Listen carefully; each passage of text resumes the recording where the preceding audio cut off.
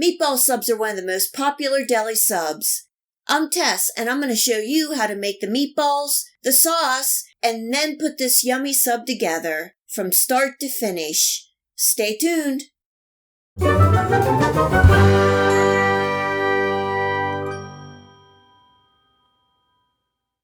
I'm starting by making the meatballs. I need a half a cup of breadcrumbs for this recipe. I'm using panko crumbs, and you can use regular or seasoned crumbs.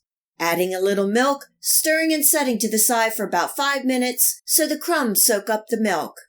I have a pound of ground turkey. You can use beef, chicken, or pork in this recipe.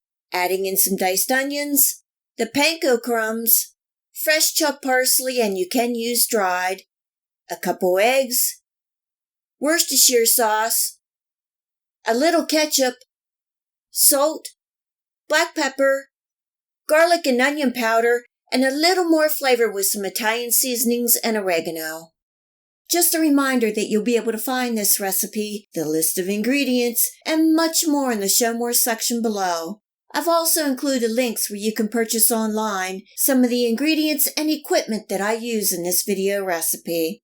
If you have a chance, please check it out. Giving everything a good mix, covering and refrigerating for 30 minutes so all the flavors mix and the meat firms up. Once refrigerated, I'm forming the meat into balls, just using the palm of my hand and making about 1.5 to 2 inch meatballs, about the size of a golf ball. Placing those on a foil-lined baking sheet and baking at 400 degrees Fahrenheit for 15 to 20 minutes, and this all depends on the size of the balls. Mine took about 15 minutes.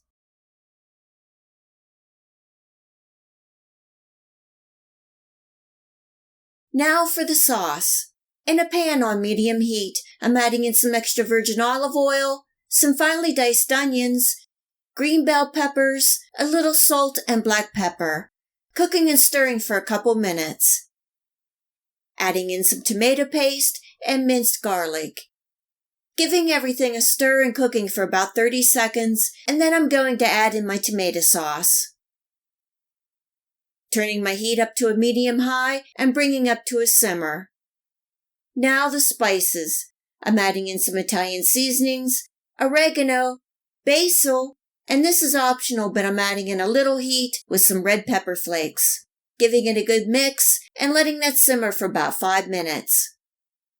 I'm adding in the cooked meatballs and making sure that they are all coated with the sauce.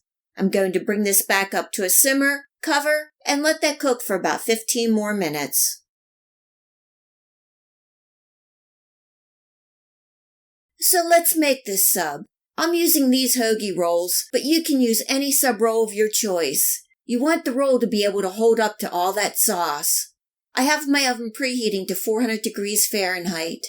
First, I'm laying in some cheese, and for one sub I'm using mozzarella, and the other I'm using provolone cheese. Laying in some cheese first will help hold the sub together.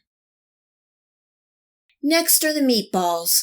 My hoagie rolls will hold about 4 meatballs. Spooning on a little of the sauce, and not much. And finally, we're going to top these with some more cheese.